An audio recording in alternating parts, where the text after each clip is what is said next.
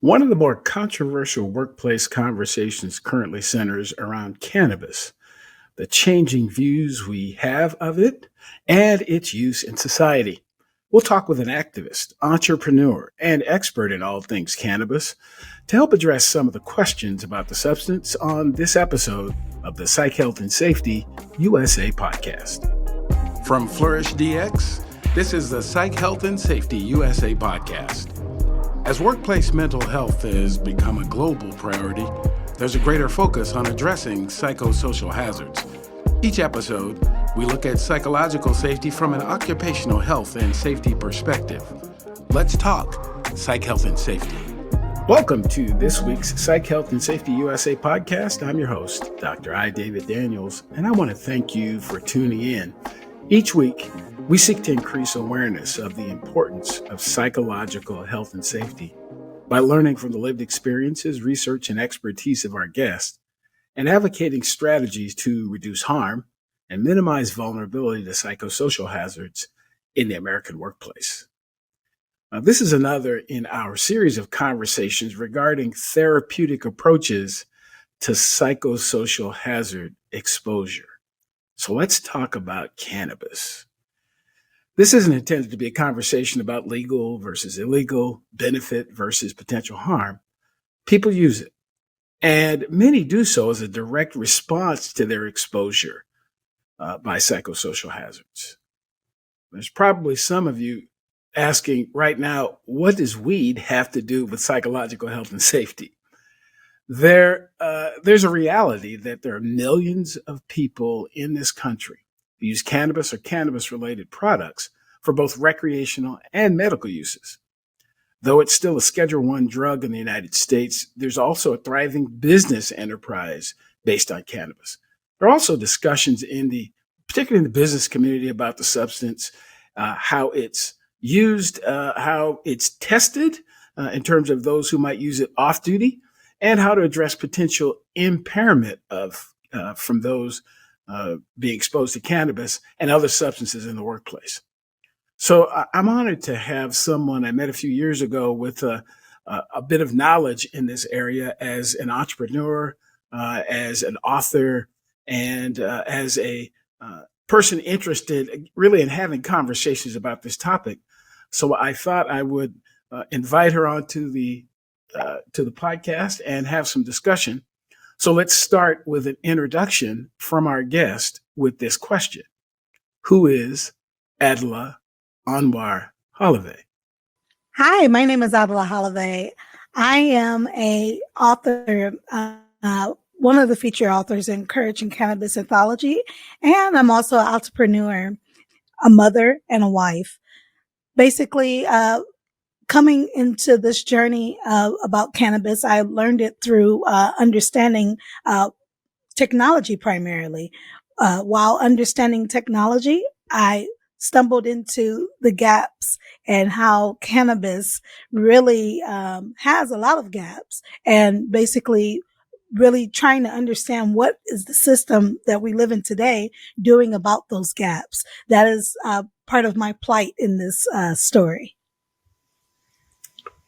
That's just it's such an interesting connection because, again, as I mentioned in my kind of monologue, there are those who ask the question, "What's the connection?" And that's the question I get often when I talk about psychological health and safety. And often people don't get the connection to things that they have some personal view about, either pro or con. Some people see the connection to everything because they're for it. Some people don't see the connection anywhere because they're against it. And so and that's what we're going to do today is try to make that, make the connection for those who are interested and curious. But before we do that, let me ask you, if I say psychological health and safety, what pops into your head when you hear that? Being primarily safe in doing your work. When you are working and you think about having psychological safety, am I competent to be able to do my job psychologically? Am I going to be thinking about a struggle while doing my work psychologically. This is, and I think everybody asks themselves the same question every morning when they get up for work. Am I safe to do my job? Are my feelings and emotions so taxing that I can't work? We all ask ourselves those questions, especially when we're under stress. Right. Yeah. Again, perfect segue into, again, why we're having the conversation. So you shared a little bit about your background, primarily being in technology. And so you said that your background's in technology, but somehow you almost stumbled into this conversation about cannabis and some of the gaps that you see. Let's pull on that thread a little bit more. What is it that was there a particular thing that happened, or a group of people that you met, or something you were involved in that kind of turned the light bulb on for you? Absolutely. So, a year ago, I would say, when I was serving as the chair for the National Association of Risk and Compliance, Black Risk and Compliance Management Professionals, I stumbled upon a gap in industry. This organization specialized in risk and compliance in all different industries. But the heavy deregulated industries they discuss, and they discuss the heavier regulated industries. And we know compliance is the gateway into different segues of businesses. Well, something that I saw that was lacking was the proper understanding of regulations that involve cannabis and the compliance around cannabis, because cannabis is something that I feel touches every business. Because you have to think about how financially you're going to sponsor it. You have to think about how you're going to grow it. And there's a technology back behind how they're growing it, all the way to the barcodes that they have to scan in order to look at the integrity of how it's grown. So even though cannabis is a industrial movement, it's a socio-economic movement as well, because it kind of changes the way that we look at how we're interacting with businesses, and also how we are engaging financially with business. Now, cannabis is the only business, when you're working in the cannabis industry, especially like when you see these storefronts, it's the only business that can't really get a bank loan from the bank, or necessarily the same type of products when we're talking about financial services, which is the industry that I worked heavy in technology. It's financial services. So in knowing that, it piqued my interest, because I really wanted to understand basically why this industry, even though it's legal in states and it's becoming widely accepted in a way, why are they still struggling with proper functionality as other business would have? What is the difference? And in looking at those layers, that's when I kind of became interested, opened up a committee geared towards learning more about the cannabis industry from the professional outlook, meaning people who are in roles and positions that are making decisions. I kind of wanted to, peel those layers back to understand, how are they working in this industry, and what are some of the downfalls of the industry, basically to educate regulators and leaders about how this industry is affecting other people in the world outside of the regulations that's being controlled by. Okay. Yeah. So as you're going through this description of how you came to be interested in cannabis, that the tape that's playing in my head is, some of the noise that I've heard, over the course of my life. And I'll be honest. Again, I was born and raised in Seattle, Washington. And Washington State, I think, was the second state in the U.S. to legalize recreational use. And I was just back there recently, actually for a high school reunion, strangely enough. And Wow. the community where I was raised has, you can go, within a 4 or 5 block area, you can find a dispensary. You can find another place that has, kind of cannabis associated products. And they're all within a really, small area. And no one looks necessarily, I didn't think anybody looked sideways or thought it was weird or any of that kind of stuff. Now, that's in Seattle. I live in Atlanta.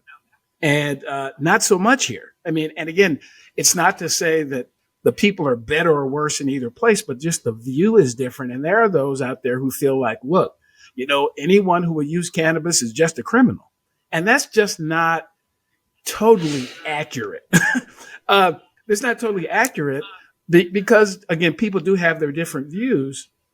And like I said, I'm not here to argue for or against one way or the other, because frankly, I don't really care. I mean, the connection to the psychological health and safety piece is the fact that, and these are stories that I've heard from people that have told me that, look, particularly in, places like Washington, Colorado, others, if I didn't have access to cannabis, I probably couldn't work because of the environment that I'm in. It is so stressful. I've tried or because of, the emotional stress or even the physical pain that people are experiencing. There are often situations where cannabis is the relief that they get in order to be able to go in and do their job. And so that's the connection that I make, and the reason why I think this is important to talk about. But let's talk about, something we talked about while we're off air is, it's interesting that people don't see alcohol as this in the same way. So, and you were sharing that, you've been in the corporate world and such, and I hear that there are situations in the corporate world where you can go out to lunch and have a couple of, alcoholic beverages and it'd be fine. Where if you went out and had, a cannabis product, it would not. So talk a little bit more about that dichotomy that people seem to have based on what the substance is. Now, I don't like to drink particularly because I don't really care for the taste of alcohol. And religiously, it's just something that we just never really went down. So someone who can sit and drink a lot, I don't judge them, but again, it's a plight that I wouldn't really take up because of my background. However, with that being said, I wouldn't necessarily want to have cannabis products at work, but I would say that when you are talking about both alcohol and cannabis, right? I know that in a corporate environment, being in that environment, you're usually allowed a 2-drink minimum, right? In a environment where, where it's not really acceptable, having cannabis, obviously it's already with a dogma of stereotype. Everybody is pretty much criticizing you, and you're really concerned if you're going to be able to take it. Now, if you're utilizing it for medicine, this is where I feel is more of the medium line. We know we can't medicate ourselves with alcohol, but we know we can medicate ourselves with this, as we know from research. Now, I would say I'm not a medical professional, but I have sat in the rooms with medical professionals that are making decisions for patients that are essentially saying that there are patients that are utilizing this as an alternative opportunity for them to feel better. So the argument here is that it's acceptable to drink alcohol and even to have it in social settings at work, but it's not acceptable for a person to take cannabis to be able to medicate themselves if they're under a medical care provider. I've even heard stories that legal states where someone may be consuming it on their patio, and it is for medical purposes and not really necessarily medicinal purposes. They have complaints, maybe from their apartment associations or home associations. So what I'm saying is that the stereotype to me and looking outside in becomes so prolific that it doesn't give people the opportunity to really utilize it to be able to treat their need. And that becomes like a slight human rights violation, because if you're saying that it's legal and I can buy it and I can consume it, just like alcohol, it's legal, you can buy it, you can consume it, right? On particular times, obviously, even though you're allowed to drink at work, I'm talking about functions at work, social events at work, and maybe you wouldn't be allowed to indulge in cannabis at work, it's still more acceptable. And taking that opportunity to just realign ourselves with, okay, does it really make sense anymore that we stigmatize those who are treating themselves versus those who are possibly becoming alcoholics, drinking more in the workplace? Because I feel that that is more acceptable. Someone is easier to say, this person is going to AA meeting to remedy their alcohol intake versus is someone who is basically treating a cancer illness or something like that with cannabis. Right. You see, it seems like the stigma, it doesn't matter. Again, you're treating yourself for a terminal illness, or you're basically have went into a situation where you're depending upon it as far as alcohol. Basically the connection between the two is that there's a stereotype that's more acceptable. And if we start changing that stereotype, I wouldn't say that people will be able to consume in the workplace, because there still should be rules, but the stigma of consumption should be taken away. Right. Yeah, that's also interesting as I think about people who tend to be, and this is probably another kind of stereotype, but people who tend to be activists around particular topics tend to do so because it's something that they themselves have been engaged in a lot and want to do more of, and so on and so forth. For example, I like you, I don't think I've ever been drunk in my life. I don't. No. However, I was in an industry. I was in the fire rescue service for 3 decades, and I didn't go to a single social event where there are other fire rescue folks there where there wasn't alcohol. Not a one. It was always there. Always. It just and in some ways that sometimes kind of made it difficult for me to socialize with these folks, because I'm the same guy all the time. And there are others who it seemed like that the more alcohol that they got, they became more loose and more jovial and all that type of thing. And again, this is not said as a criticism, but it's just kind of a difference.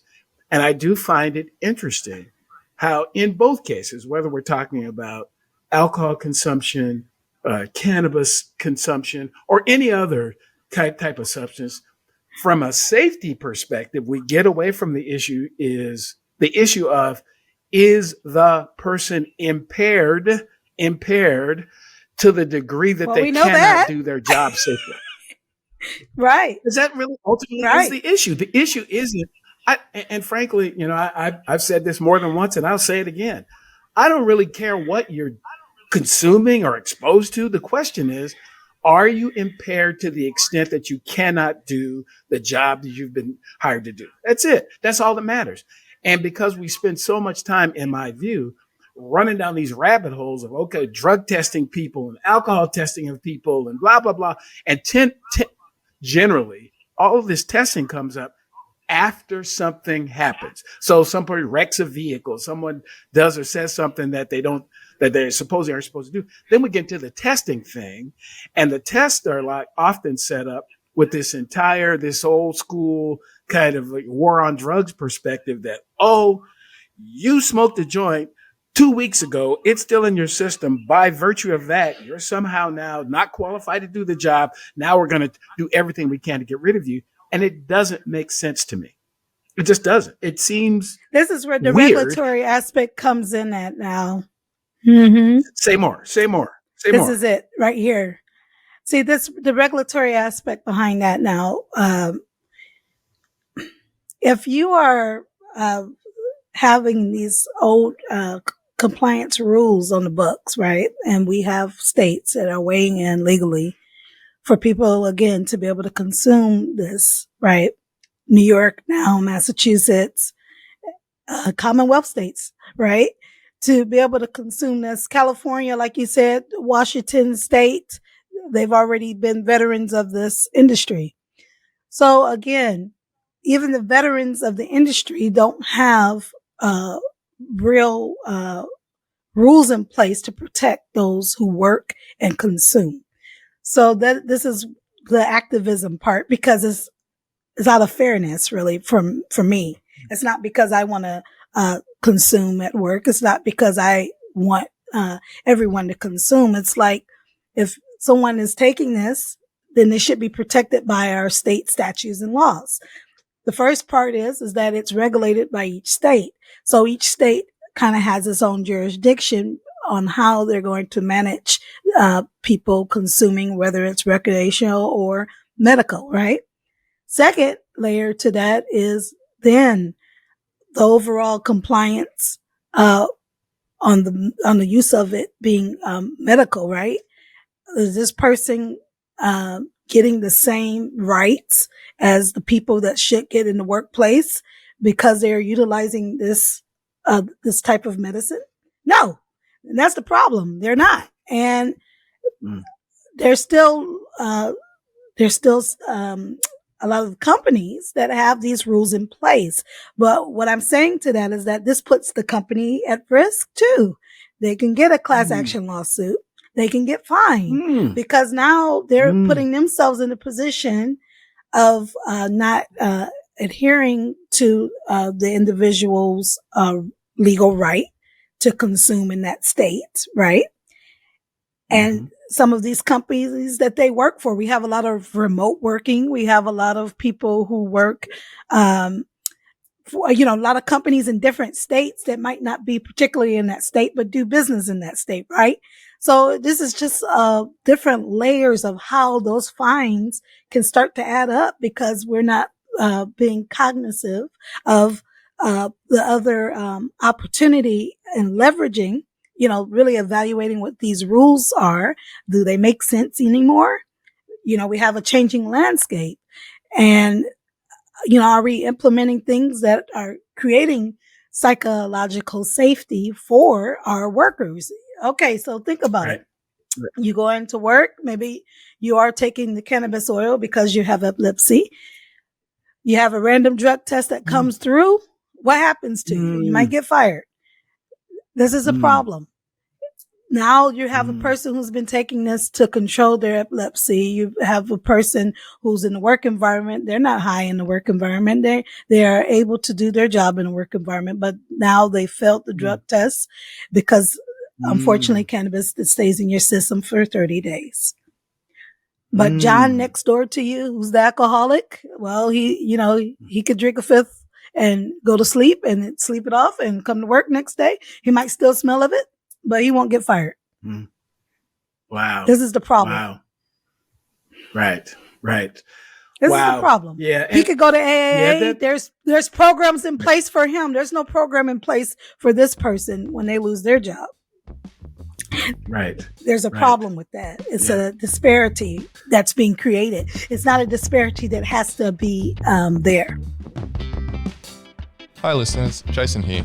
We hope you're enjoying this latest podcast episode. Now, if you're like Joelle, Alicia and myself and enjoy learning from the best, then the Flourish DX Academy is for you. The Academy includes free e-learning courses on the ISO 45003 standard for psychological health and safety at work, and associated topics such as how to conduct a psychosocial risk assessment and how to create the business case for psych health and safety. All courses feature high-quality videos, downloadable resources, multi-choice questions, and a downloadable training certificate on completion. Take your learning to the next level with all Flourish DX Academy courses included within the Flourish DX mobile app. Select podcast episodes from the Psych Health and Safety podcast and sister podcasts from Canada and the USA are also included. Get started with Flourish DX for free at www.flourishdx.com/get-started. That's www.flourishdx.com/get-started. Now back to this episode. Right. Yeah.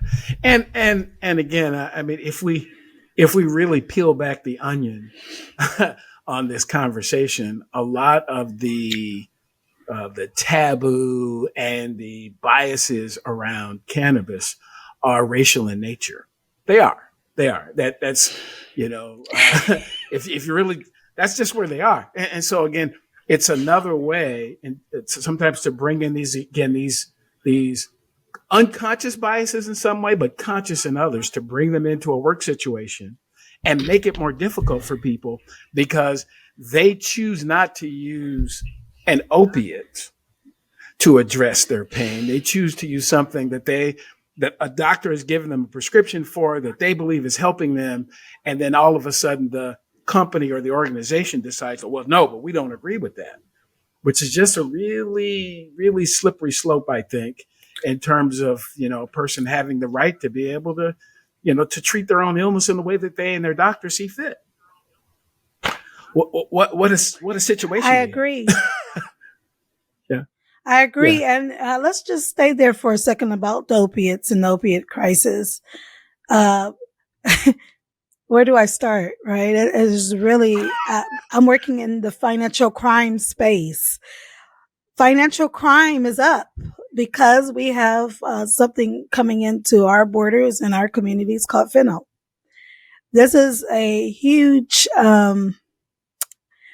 it's not just a problem. It is a unfortunate circumstance due to the opiate crisis, honestly.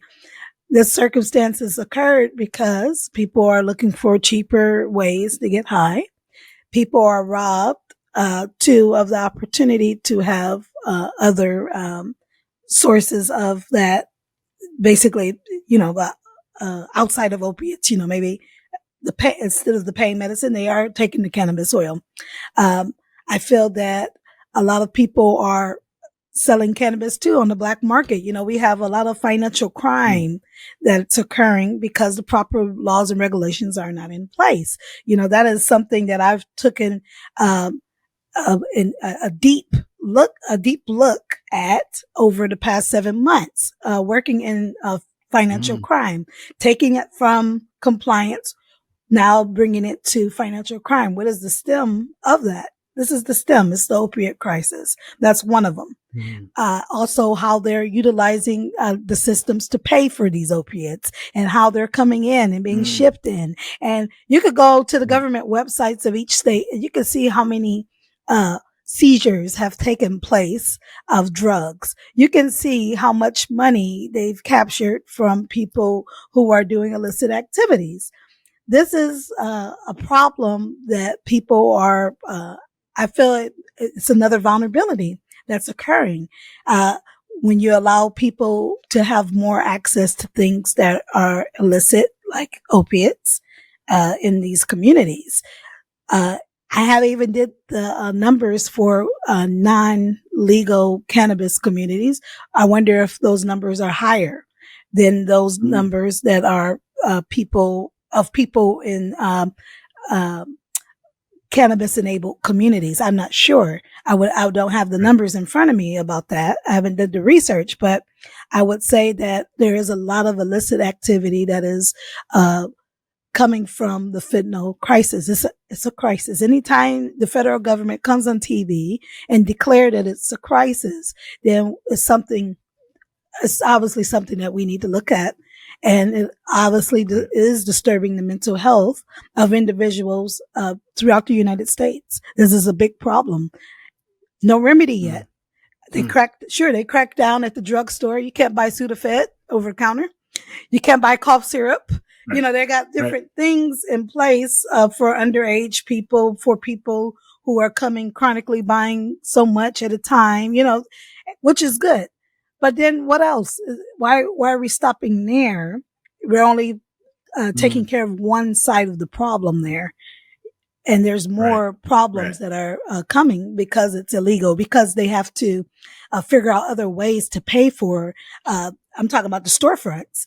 They got Brinks trucks coming in to collect the money, collect the cannabis, and move it from one place to another. They can't deposit it at the bank. They have to go take it someplace else. It's too much going around that people have to do in order to do a stable, legal transaction with a legal state. So just imagine, how are we getting the fentanyl in so easier than we are able to legally utilize cannabis in our states with transactions that are, I guess, supported by our local banks. It seems to me it's more easier to get fentanyl in than it is to be able to utilize cannabis in a legal state. Honestly, just looking at all of the fraud that's occurring, this is just, it's really a concern. Right. Yeah, I was listening to a podcast recently that talked about the fact that prohibition in the United States was a conversation for about 100 years before prohibition actually started. For about 100 years, people talked about, oh, alcohol is just gonna be a terrible thing, and blah blah blah, and we got to ban it, and it's immoral, it's unethical, so on and so forth. And after 100 years, the country bought in, and it only took about 2 decades for it to be over because it just not so much. I mean, it really has turned out. Again, this is not on my part an advocacy for alcohol because I don't drink it at all. I mean, matter of fact, typically if I go to a restaurant or something like that, the wife and I are both the same way, that somebody has to tell us that the wine's really sweet before we even try it. So, but all that being said, folks, all that being said, people do have, because it's legal, they have the right to do that if that's what they want to do. And it's just interesting to see the corollary between the conversation about cannabis as more and more states, 30 plus states where it's legal either recreationally or medically now.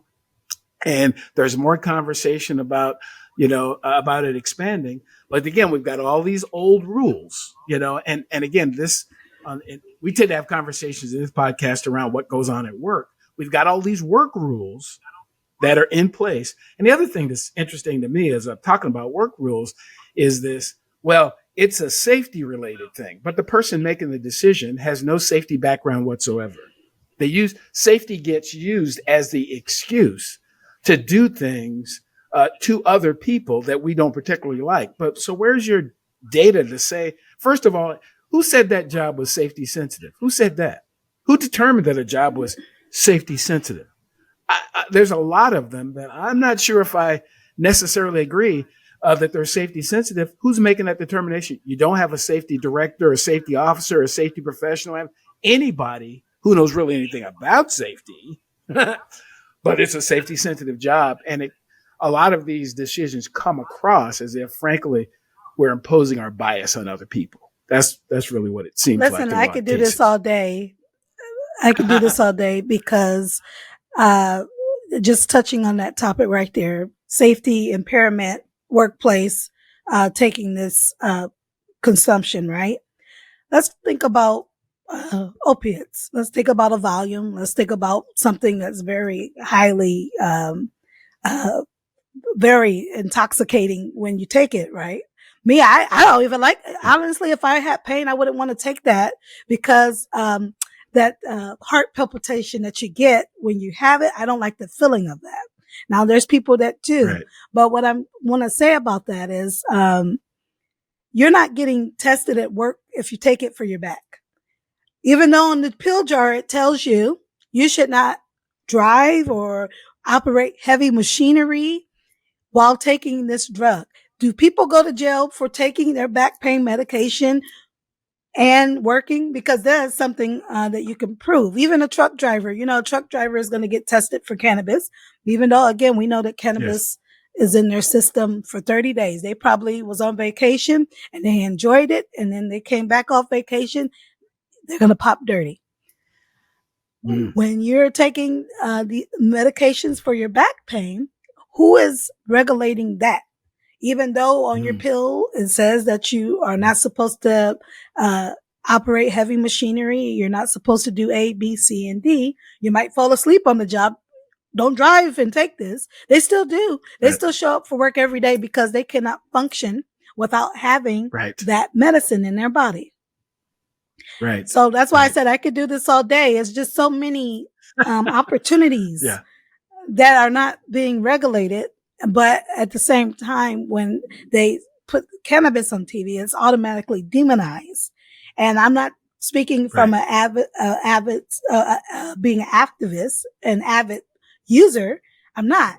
I could do a drug test today. You won't find it in me, but you cannot tell me, that it's okay for people to take this, of their volume and operate heavy machinery.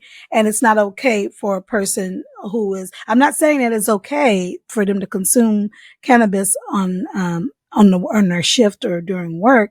What I'm saying is that it doesn't make sense. I'm saying if someone is off their time at work and if it's prescribed in a way that they can take this, I'm talking about as a doctor, whoever's prescribing this for them, they take it in the way where they're supposed to take it. And the difference between the two people is that one is going to get a 30-day slap on the wrist because it's going to be in their system, and the other person just gets to walk away scot-free. I just think it should be examined. I'm not saying that somebody should get high or they should do it. I'm just saying these laws and regulations, they should be examined to prevent companies being fined, to prevent people from having infringement of their rights. That's it. Yes. Yeah. It's, again, to your point, it's about how objective is the rule, regulation, or policy. And, back to my point earlier, if a person is impaired in the workplace, that is first and primarily a safety concern. That regardless to what happens with their job, if the person is impaired, there's the possibility they could injure themselves, either, physically or maybe emotionally, and do the same to other people. That's where we ought to start. Can the person do their job? Can the person do it in a safe way, both emotionally and physically? And if they can, the drug testing and all that, again, I have thoughts about that. It just seems to be rather ridiculous because it's not used in an objective way. It just isn't. It's on the books. This is what we do. We test people, and it just, to me, just doesn't make sense. And it will never make sense to me because it is not objective. It's too subjective. It really is. Now there's companies, they've went through the companies have went through exercises of eliminating cannabis. Amazons of the world and other companies are following the same lead. However, I don't feel it's enough because your government worker in California is still going to get slapped on the wrist if they have cannabis in their system, if they decide to do a random drug test. And that's a legal state. Right. Yeah, I mean, and again, as I mentioned earlier, the concept of substance use testing has a lot of issues for me because there's this line between, again, as you so aptly stated, there are things that have been diagnosed, that have been prescribed by a doctor that we don't test for. And there are some things that have been diagnosed by a doctor that we do. And then there are others that aren't, that it really just depends on the organization. And a lot of these organizations, they have HR folks who don't really have backgrounds in that area. They don't have safety people at all, or the people that they have don't have any background in the area. So again, the decision gets made based on tradition and what people typically do and what people in the industry do. And a lot of those regulations and practices fall inappropriately and inequitably on certain people. So they fall, again, people who make less wages, women and people of color, people who are disabled. I want to find a reason to not like these folks anyway. So I use drug testing as the thing. And then again, the CEOs and the C-suite people who get to go out and have a drink, they can also go out and do all kinds of other things and not be held accountable. So the theme to what I've heard you talk about that I'm hearing you mention is, are we going to be equitable with whatever we do and fair with whatever we do? Because a lack of fairness creates stress for people. It's difficult for me to come to work and do the same job as somebody else, but feel like I'm being treated different from someone else for similar behavior. That's where a lot of the challenge is, at least I think. I'm certified in diversity and inclusion, especially in the workplace. And I can speak from my level of understanding and my experience after serving 2 years on a Black in a Black organization on their board, I can tell you there is a huge disparity against those who consume this cannabis because we've been the poster child. The Black and brown community has been the poster child of this DARE program. I remember even being traumatized as a child looking at that program, and I told myself from day one, I'll never do drugs. I'll never do this. Just that scariness. Movies like New Jack City, you were very scared into thinking that this is just a community problem, this war on drugs, and it's not everyday problem that you're going to see in other communities. But then we see the fentanyl crisis, and we don't see Black or brown people being the front runners of that community. We see a lot of Caucasian people being the front runners of that community. But I would say poor and disadvantaged too. So the commonality is this. Yes. You have disadvantaged people who are looking for ways to, have an advantage, whether that is through the consumption of things that are illegal or that are very regulated, such as cannabis. But what I say in that is that rules should be inclusive to everybody, right? When you make a rule, it should escalate to those in the top level of society to those at the bottom level of society. Okay. Right. I don't want to make the connection that a person who who's rich, because drugs is a problem whether you're rich or poor. Somebody could be strung out on something and they could be very rich. It's just that they have the ability to afford their habit, and somebody who's poor, they don't. Yes. Right. So the connection in that is that the rules should be for everybody. And I see a huge parity in the people who are in these different communities. Because I don't say cannabis is just a Black or brown problem, but I do say that we've been the poster child of it. And that's why a lot of people in these communities, they tend to have a really objective feeling about it because we've already been penalized for it. But then you see a lot of entrepreneurs, they're trying to take a opportunity and bring this to the forefront, but they can't because you're already disadvantaged because of the industry. Now you're disadvantaged because of your skin color. You're not going to find a loan. You're not going to find a grant. You're not going to find anything to support what you're doing. You will, but it'll be finding like a needle in a haystack. It'll be very hard. So the person who basically implement these rules, they should step back and look at that. It should be very inclusive in this education. Like you were saying earlier, HR, they're not being educated about cannabis, but they're being educated about fentanyl. You see it every day in your HR training. Everybody knows what to look for, but they're not knowing what to look for people who are utilizing cannabis. It needs to be an overall overhaul of all of the environments that we're working in to bring in education and also to bring in more fairness in how they're governing their particular companies. Because the companies at the end of the day, they're going to fall short, whether that's a fine, whether that is being in a class action lawsuit, they're going to fall short. And I'm just basically advocating for the change at the regulatory level on compliance for each of these companies to at least evaluate and review the rules that they have in place so that it could be equitably, it could be an actionable item at least, or it could be something that they're considering reviewing in their books. Right. Oh boy. So one other topic before we conclude that I understand that you've been involved in some writings. So one edition of a book, and I heard there's another edition coming out fairly soon. Tell us a little bit about your venture as an author. Well, I'm a featured author in a book called Courage in Cannabis Anthology.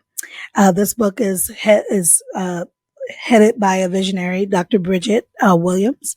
She is a medical doctor who has made it her business to educate people about the cannabis industry in a way of telling stories about individual people and their plights from all different walks of life, Main Street to those who are having the disability, those who have lost their jobs because of consumption. So this book, the first series, I wrote a chapter called "Preparing for the New Normal," where I basically talked about these disparities that we're talking about today. Now, in this next chapter of books that is coming out August 1st, by the way, is the release date. The second volume is going to be speaking about more of these stories, more professionals, more normal people who have basically found themselves into this plight of economic hardships or stereotypes due to this industry. And I would recommend that everybody should read, because these are not, this isn't the media's view. This isn't the view of a company. This is the view of people in real stories. And all of these collections of stories help kind of paint the picture of how the industry is changing people in America and globally. This is an international bestseller on Amazon. So this book is no small freight. This is basically something that is changing the outlook and how we approach this industry. And I would say everybody should pick it up and read it just to learn about other people's stories. Yeah, storytelling is a really powerful way of spreading knowledge. Is through storytelling. I mean, as a matter of fact, I had a guest on recently that talked about how the thing that the folks did when human beings lived in caves was tell their stories. They told their stories. They take a rock and scratch it on to try to tell the story about what their lives were about. And these opportunities to be able to share stories, sometimes it helps tear some of the walls down and destroy some of the perceptions that people have. Because again, to your point, people who choose to recreational use cannabis, or whose doctors have prescribed cannabis to them, are normal people. They're not abnormal. And frankly, the use of this substance is helping them which is the reason why they do it. They believe it is helping them. And what I feel about is really not the point. I get to decide what I use and don't use, and what medicine I take and don't take. And again, there's a part of me that says freedom means that people ought to be able, and again, within regulation, again, you've talked about that throughout our conversation, there should be regulations that make sense, regulations that are fair and that are equitable and that can be applied across the board, not one set of rules for one group and another set of rules for somebody else. So as we conclude our discussion, let's say there are folks out there who have been watching and been listening, and they're kind of curious. They want to know more from either from a just information. They want to know more about some of the financial issues that you brought up. They want to know more about the book or what have you. How can folks continue to have this conversation with you and connect with you? Find me on LinkedIn, Adilah Anwar, in quotes, Holivay, Holivay. I'm very responsive on LinkedIn.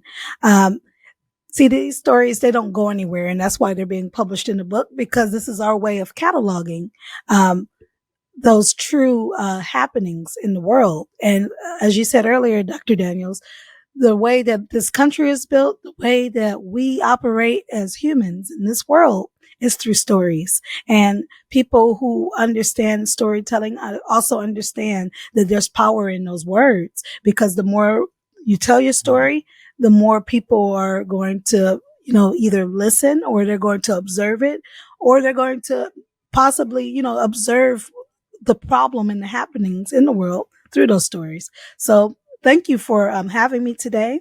And I just would say that, again, this is something that won't go away. Every industry is going to continue to touch upon cannabis, regardless if we like it or not. And like you said, once we put more regulations and rules in place, then we'll be able to have a equitable society, not just diverse, equitable. Right. Absolutely. Well, thanks so much. If you're watching this episode, on the Flourish DX YouTube page. Please do like, subscribe, and share with your friends. If you're watching or listening to this podcast for the first time, welcome. Glad you joined us. I hope that something you've heard will bring you back in the future. Previous episodes of the podcast can be found at psychhealthandsafetyusa.com. Please do become a part of the Psych Health and Safety USA movement by connecting to us on LinkedIn. We'll certainly look forward to seeing you next time on the Psych Health and Safety USA podcast. Thanks very much.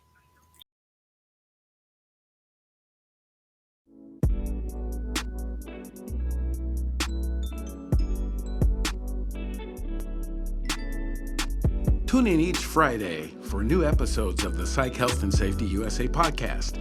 If you have a story or know of one that needs to be told, reach out to us on LinkedIn or send an email to David at id2-solutions.com or go to the Flourish DX website at flourishdx.com. We'll see you next time.